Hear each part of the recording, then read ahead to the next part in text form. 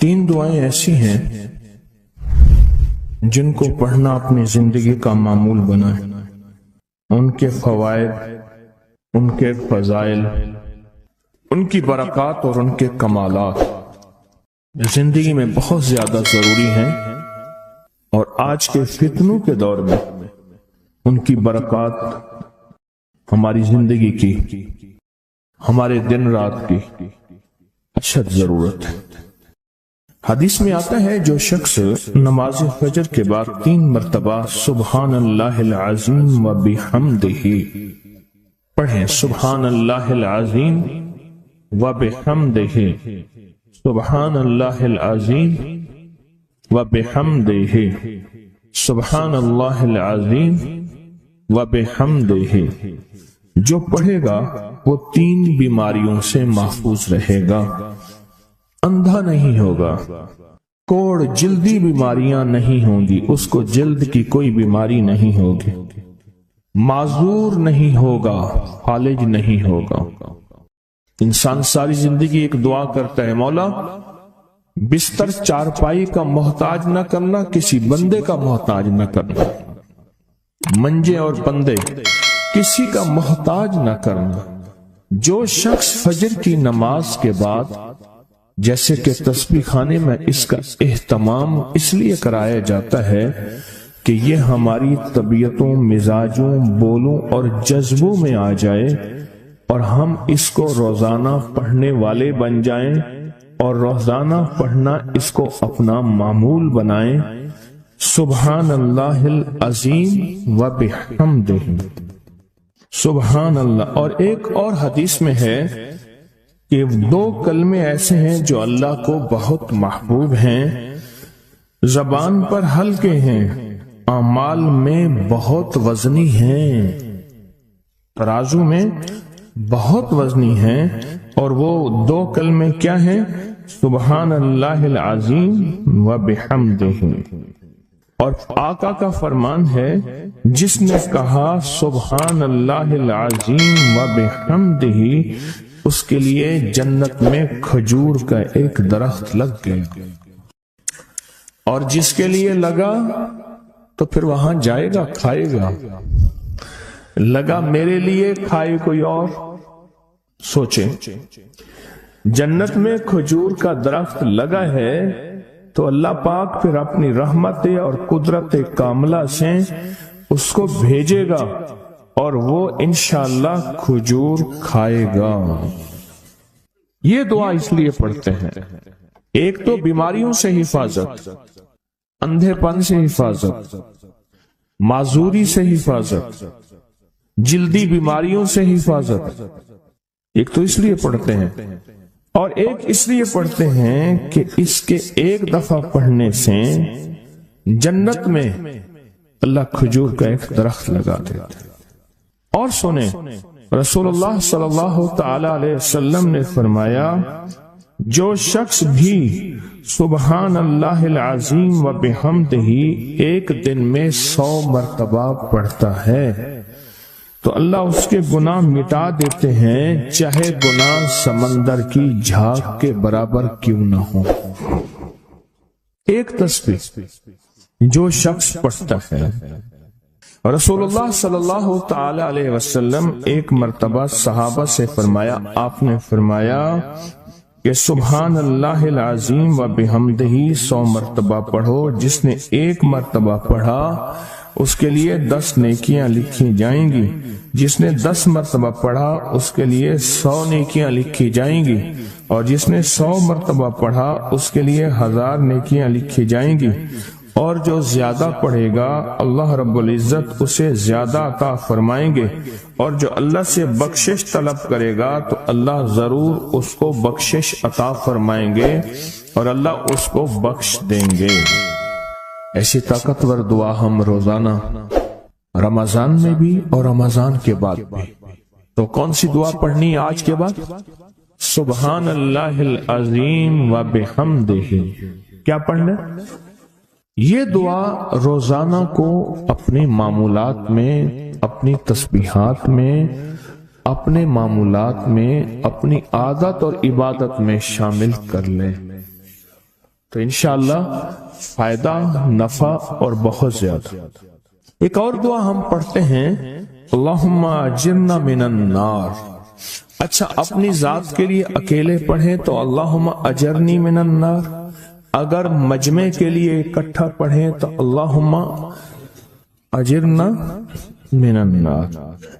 فرمایا حدیث میں ہے کہ جس شخص آپ ایک دفعہ فجر کی نماز سے فارغ ہوں تو کسی سے بات کرنے سے قبل اللہم اجرنا من النار، اے اللہ مجھے آگ سے بچا لے، پڑھ لیں، تو فرمایا اگر اس دن اس کو موت آ گئی تو اللہ اس کو آگ سے بچائے گا۔ اور جو مغرب کی نماز کے بعد پڑھے گا، مغرب کی نماز کے بعد، تو اللہ پاک اگر اس کو موت آ گئی تو اسی رات اس کو اللہ پاک آگ سے بچائیں گے، آگ سے۔ اور حدیث میں آتا ہے جب تم فجر کی نماز پڑھو، فارغ ہو جاؤ، تو یہ دعا 7 مرتبہ پڑھو۔ کون سی دعا؟ اللہم اجرنا من النار، اللہم اجرنا من النار، اللہم اجرنا من النار، اللہم اجرنا من النار، اللہم اجرنا من النار، اللہم اجرنا من النار، اللہم اجرنا من النار، اللہم اجرنا من النار، اللہم اجرنا۔ یہ دعا بخار کا بہت زبردست علاج ہے، جس کو بخار نہ چھوڑتا ہو۔ یہ دعا ہائی بلڈ پریشر کا زبردست علاج ہے۔ یہ دعا غصے کا علاج ہے۔ یہ دعا جس کے اندر وسوسے بہت زیادہ آتے ہوں، منفی وسوسے بہت زیادہ آتے ہوں، جو نیکی سے ہٹاتے ہوں، اس کا علاج ہے۔ اللہم اجرنا من النار، یہ بہت طاقتور علاج ہے۔ جس کا بلڈ پریشر ہائی رہتا ہو، جو بہت زیادہ ہر وقت غصے میں رہتا ہو، جس کا جسم بہت گرم رہتا ہو، جیسے رات ایک صاحب کہنے لگے کہ مجھے گرمی میں سے خوف آتا ہے، سردی میں مجھے راحت ملتی ہے، اس کے لیے بہت فائدہ مند ہے، بیماریوں کے لیے بہت فائدہ مند ہے۔ ایک عمل ہے بہت طاقتور اور بہت زبردست عمل ہے، اور پوری دنیا کو اس عمل سے بہت فائدہ پہنچا ہے کہ 2 رکعت نماز نفل پڑھ کے 3 بار سورۃ یاسین پڑھے، اور جو اللہ سے مانگے اللہ عطا کرتا ہے۔ سوچیں، ساری دنیا کی نوافل جتنی بھی ہیں، ایک فرض تو فرض کے سجدے کا مقابلہ نہیں کر سکتے۔ ساری دنیا کی نوافل فرض تو فرض ایک سجدے کا مقابلہ نہیں کر سکتے۔ فرض نماز پڑھی، اور فرض نماز پڑھنے کے بعد سورۃ یاسین 3 بار نہیں پڑھی، سینکڑوں بار پڑھی۔ پھر آپ نے نہیں پڑھی، اس وقت آن لائن پوری دنیا میں کتنے بے شمار لوگ ہیں جو تسبیح خانے کے ان اوقات کے مطابق انہوں نے اپنے آپ کو فارغ کیا ہے، خالی کیا ہے، اور سورۃ یاسین لے کر بیٹھے ہیں۔ انہوں نے بھی پڑھی 3 بار سورۃ یاسین، آپ نے بھی پڑھی، اور آپ کے علاوہ پوری دنیا کے کتنے بے شمار لوگوں نے پڑھی۔ کسی نے درد سے، کسی نے غم سے، کسی نے جذبے سے، کسی نے آنسو بہاتے ہوئے، کسی نے اللہ سے باتیں کرتے ہوئے، کسی نے درد اور وجدان کی کیفیت سے۔ یہ لمحہ قبولیت کا ہے، یہ لمحہ قبولیت کا ہے، اور اس لمحے دعائیں قبول ہوتی ہیں، فریادیں پوری ہوتی ہیں، آسیں امیدیں بر آتی ہیں۔ یہ بہت قبولیت کا لمحہ ہے، اور یہ بہت مقبولیت کا لمحہ ہے۔ اس عمل کے بعد سورۃ یاسین پڑھی جائے۔ انفرادی پڑھنے سے 3 بار تو فائدہ ہوتا ہے۔ جس کو بھی میں نے یہ عمل بتایا، جس کو بھی میں نے یہ عمل بتایا، اس کو بہت فائدہ ہوا، اس کو بہت نفع ہوا۔ سوچیں، اجتماعی بیٹھ کے جب پڑھیں گے اس کا کتنا فائدہ ہوگا، اور اس فائدے پہ یقین ہو، یقین ہو کہ جو کچھ ہوا ہے یہ فائدہ 100% ہے، اس میں کوئی شک نہیں ہے، اس پہ 100% یقین ہو، اس پہ 100% یقین. عمل ہوا اور عمل پہ یقین نہ ہوا، عمل کی تاثیر ختم ہو جاتی ہے. عمل ہوا اور عمل کے اوپر اعتماد نہ ہوا، عمل کا فائدہ ہواؤں میں تحلیل ہو جاتا ہے. اور عمل کیا اور اس پہ شک ہوا، وہ شک عمل کی طاقت کو ختم کر دیتا ہے. اس پہ 100% یقین. اتنے سارے لوگوں نے بیٹھ کے پڑھا اور یقین سے پڑھا. اور ایک بات اور ہے، اگر آپ سورۃ یاسین پوری نہیں پڑھ سکے، سورۃ یاسین بعض اوقات بعض بندے اٹک اٹک کے پڑھتے ہیں اور دعا کا وقت ہو گیا، آپ چاہے بعد میں اس کو پوری کریں لیکن پوری ضرور کریں. میری طرف دیکھتے رہیں، پورا کریں لیکن اس سورت کو پورا ضرور کریں. اللہ نے یہ موقع دیا ہے رمضان کا. آج پہلا روزہ ہے اور پہلی سحری ہے، اور پہلے روزے اور پہلی سحری میں اتنا طاقتور عمل کیا ہے. اب سوچنا یہ ہے کہ اتنے طاقتور عمل میں نے دعا کون سی مانگنی. ایک تو پہلے یقین ہے انشاءاللہ کہ میری دعائیں قبول ہیں. اچھا، قبولیت کی وجہ سحری کا وقت، تہجد کا وقت. ایک دوسرا قبولیت کی وجہ ایک مجمع کا اللہ کے لیے جمع ہو جانا. فرمایا جہاں 40 پردیسی 40 مسافر صرف اللہ کی رضا کے لیے جمع ہو کے دعا مانگے، اللہ ان کی دعاؤں کو رد نہیں کرتا. آپ میں سے تو 90% مجمع تو پردیشیوں کا ہے، 90% مجمع. اور قبولیت کی تیسری وجہ یہ ہے کہ آپ نے فرض نماز پڑھی اور فرمایا فرض نماز کے بعد دعائیں قبول ہوتی ہیں. فرض نماز کے بعد دعائیں قبول ہوتی ہیں. اب قبولیت کی پہلی وجہ کیا ہے؟ سحری کا وقت. سحری کا وقت، فجر سے پہلے کا وقت دعائیں قبول ہوتی ہیں. دوسری وجہ فجر کا وقت، فرض نماز کے بعد دعائیں قبول ہوتی ہیں. اور تیسری وجہ مسافروں کا مجمع. اور چوتھی وجہ رمضان کے اللہ جل شانہ نے فرشتوں کو حکم فرمایا، فرشتوں ساری عبادات چھوڑ دو اور میرے روزے داروں کی دعاؤں پہ آمین کہو. ساری عبادات چھوڑ دو اور میرے روزے داروں کی دعاؤں پہ آمین کہو.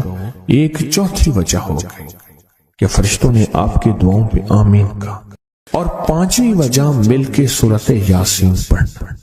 مل کے سورۃ یاسین، فرمایا سورۃ یاسین ہر تنگی سے نکالتی ہے، ہر مشکل سے نکالتی ہے، ہر ناکامی کا علاج ہے، ہر پریشانی کا علاج ہے، اور ہر ناممکن کا علاج ہے. اور فرمایا سورۃ یاسین مردوں کو بھی نفع دیتی ہے اور زندوں کو بھی نفع دیتی ہے. سورۃ یاسین جو نزع کی سکرات کی حالت میں ہو اس کو بھی نفع دیتی ہے. اور سورۃ یاسین اس بندے کی جو کسی تکلیف کی نزع میں، قرضے کی نزع میں اور بیماری کی سکرات میں ہو اس کو بھی نفع دیتی ہے. قبولیت کے اوقات، قبولیت کے لمحات، اور اس میں بیٹھ کے اللہ سے مانگنا. اب مانگنا کیا ہے؟ یہ تو یقین ہو گیا کہ انشاءاللہ ہماری آج کی یہ محفل، آج کا یہ بیٹھنا، آج کا یہ پڑھنا اور آج کا اللہ کی بارگاہ میں یہ حاضری دینا 100% انشاءاللہ قبول ہے. کوئی شک تو نہیں؟ کیوں اللہ والے میری طرف دیکھیں، سونے کی حالت یہ ختم کریں. یقین کامل ہے پھر مانگنے کیا؟ سوچنا. جب سخاوت کی سخی کی سخاوت موجوں پہ ہو، عروج پہ ہو، پھر مانگے کیا؟ یہ سب سے اہم چیز ہے. تو وہ چیز مانگے جو اللہ کے خزانے میں سب سے قیمتی ہے، وہ ہے ایمان. سب سے قیمتی، اور وہ سب کو نہیں دیتا. مال سب کو دیتا ہے، اپنے نہ ماننے والوں کو بھی اور اپنے ماننے والوں کو بھی. اپنے دوستوں کو بھی بلکہ اپنے دشمنوں کو زیادہ دیتا ہے، زیادہ دیتا ہے۔ مال اپنے دشمنوں کو زیادہ دیتا ہے اور بعض اوقات اپنے دوستوں کو بھی زیادہ دیتا ہے، جیسے انبیاء میں سے حضرت سلیمان، حضرت داؤد، حضرت یوسف علیہ السلام، جیسے صحابہ میں حضرت عثمان غنی، عبد الرحمن بن عوف اور بے شمار صحابہ، اولیاء میں سے حضرت پیران پیر شیخ عبد القادر جیلانی اور بڑی بڑی ہستیاں۔ اللہ اس لیے دیتا ہے کہ یہ مومن یہ نہ سمجھے، تو سب سے پہلی چیز جو اللہ سے مانگنی ہے وہ ایمان مانگنا ہے۔ ساری دنیا مل گئی، سارا مال مل گیا، ساری حکومتیں اور ساری چیزیں ملی، ایمان نہ ملا تو ہم گھاٹے میں رہ گئے۔ ہمارا سودا گھاٹے کا سودا تھا، ایمان نہ ملا۔ اللہ سے سب سے پہلے ایمان مانگنا۔ جو بندہ ساری عمر جو چیز مانگتا ہے، غور سے دیکھنا، غور سے سمجھنا، ساری عمر جو چیز مانگتا ہے، جو بندہ ساری عمر جو چیز مانگتا ہے، ساری عمر جو چیز مانگتا ہے، جو بندہ ساری عمر جو چیز مانگتا ہے، اگر نہ ملی، اللہ سچی طلب کی بنیاد پہ آخری وقت میں وہ چیز عطا فرماتے ہیں۔ حضور سرور کونین صلی اللہ تعالی علیہ وسلم کا فرمان ہے، انس بن مالک کی روایت ہے کہ لوگوں سنتے ہو جو شخص کسی چیز کے سے متعجب ہو کر سنے، غور سے سنے۔ انہوں نے فرمایا لوگوں سنتے ہو جو کسی شے سے متعجب ہو کر لا الہ الا اللہ کہتا ہے، اللہ ہر حرف کے مقابلے میں ایک ایک درخت پیدا کر دیتے ہیں جس کے اتنے پتے ہوتے ہیں جتنی دنیا میں دن، اور ہر پتا اس کی قیامت تک کے لیے اس کے لیے مغفرت کرتا ہے اور تسبیح پڑھتا ہے۔ متعجب ہوا، ہاں لا الہ الا اللہ، اچھا فلاں جیت گیا، واہ لا الہ الا اللہ، فلاں ہار گیا، اچھا فلاں بندے کے ساتھ یہ ہوا، فلاں واقعہ یہ ہوا۔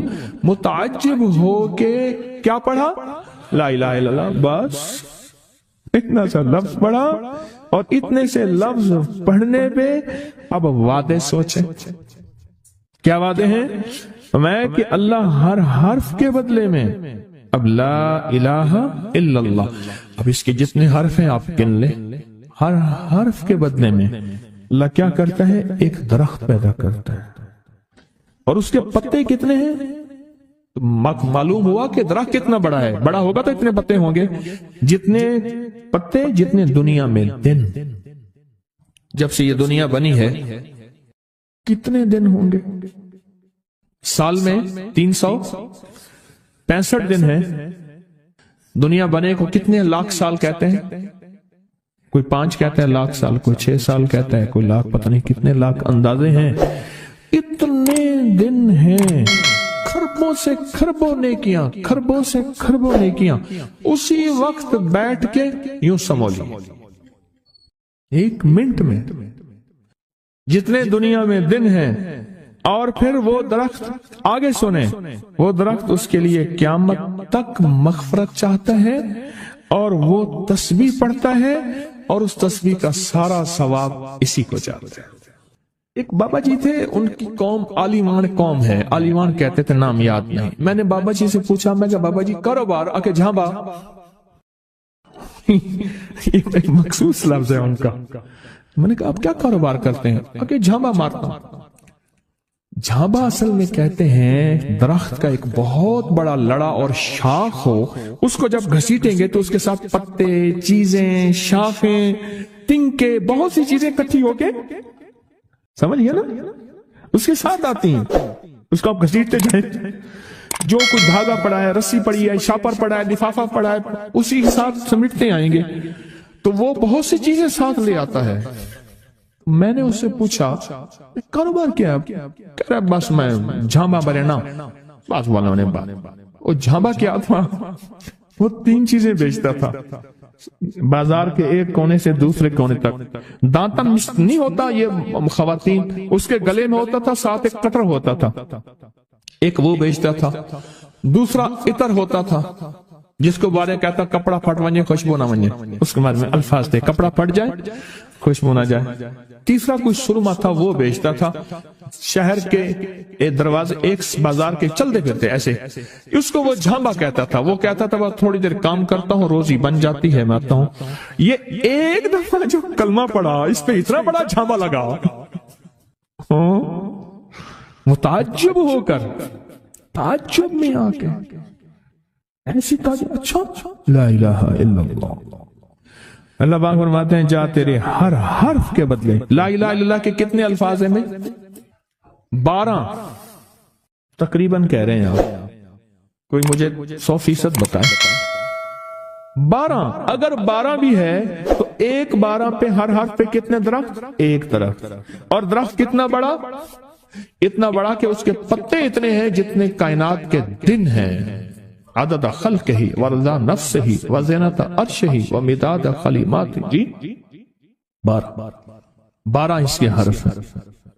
تو آپ نے تو بیٹھے بیٹھے کمائی کر لی۔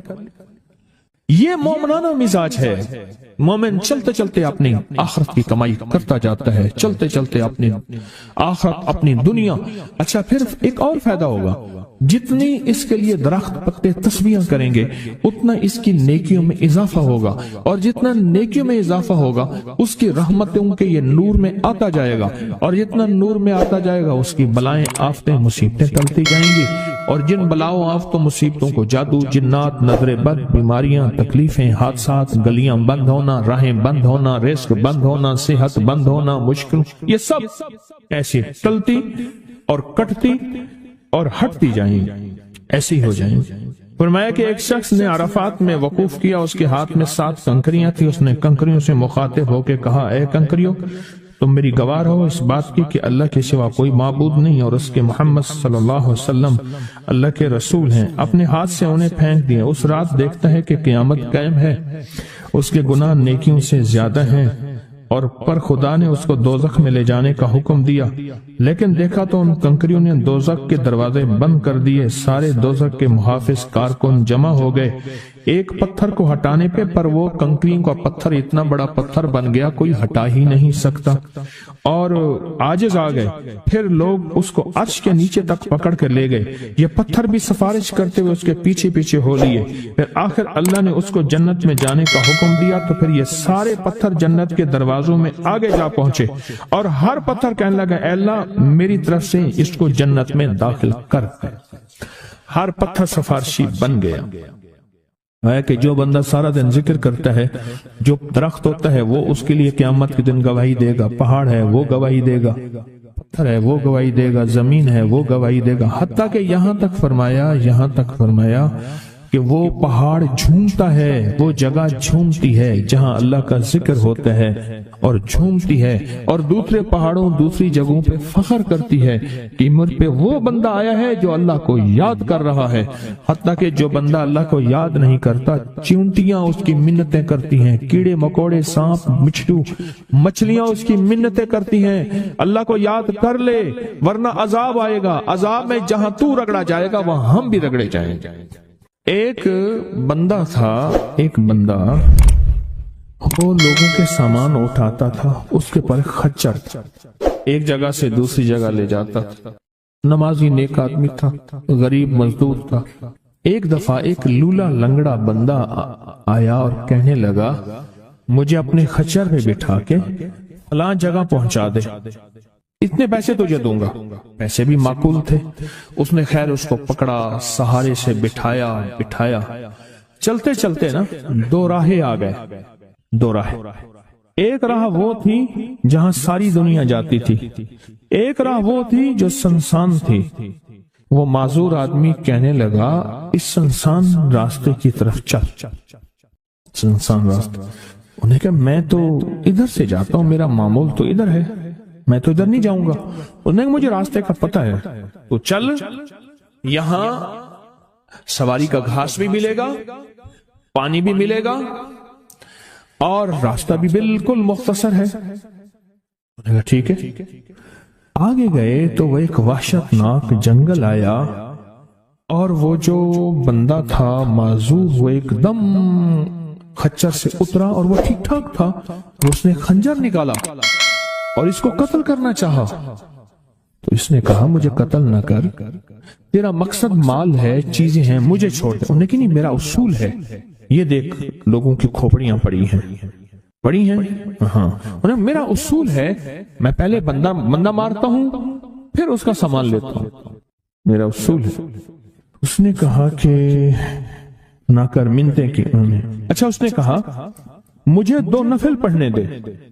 ہنس کے کہنے لگا اور بھی بڑے آئے تھے 2 نفل پڑھنے والے، تو بھی پڑھ لے. اب یہ 2 نفل کے لیے کھڑا ہوا، اوپر ظالم خنجر لے کے تقاضا کر رہا کہ جلدی کر، میں نے تمہیں قتل کرنا ہے، میرا اصول ہے. اسے کچھ سمجھ نہیں آ رہی تو ایک دم اس کے اندر منہ میں زبان آئی، امن یجیب المضطر اذا دعا. ایک دم یہ آیت آئی، کون ہے جو بے چین دلوں کی دعاؤں کو سننے والا ہے؟ کون ہے جو بے چین دلوں کی دعاؤں پہ پہنچنے والا ہے؟ کون ہے جو بے چین دلوں کی دعاؤں کو قبول کرنے والا ہے؟ بس یہ آیت کہی اور نفل بس پڑھ ہی رہا تھا تو وہ تقاضا کیا، اس کا خنجر بڑھنے لگا تو ایک آواز آئی، رک جاؤ.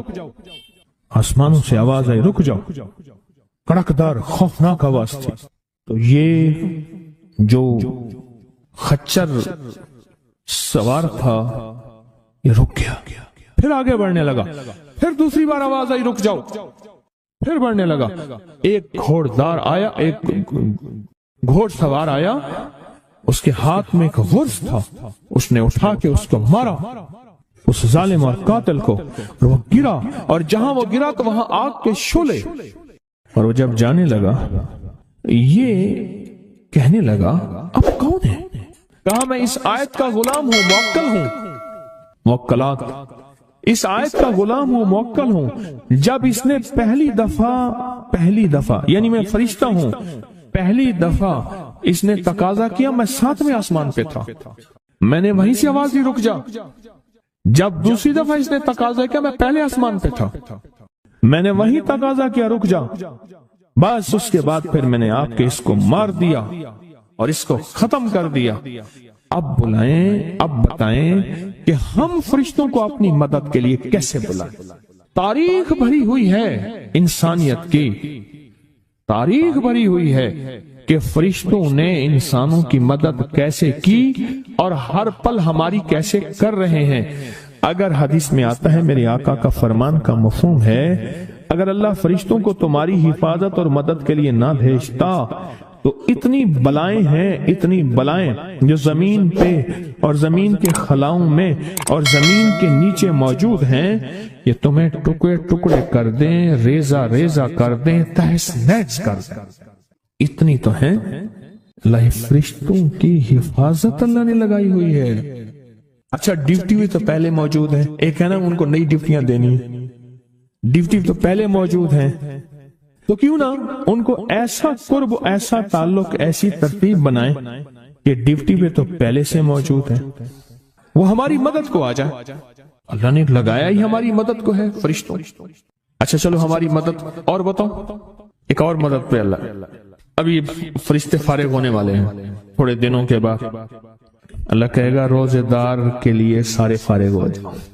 اب بتاؤ، میرے روزے دار کے لیے فرشتوں سارے فارغ ہو جاؤ. کیوں؟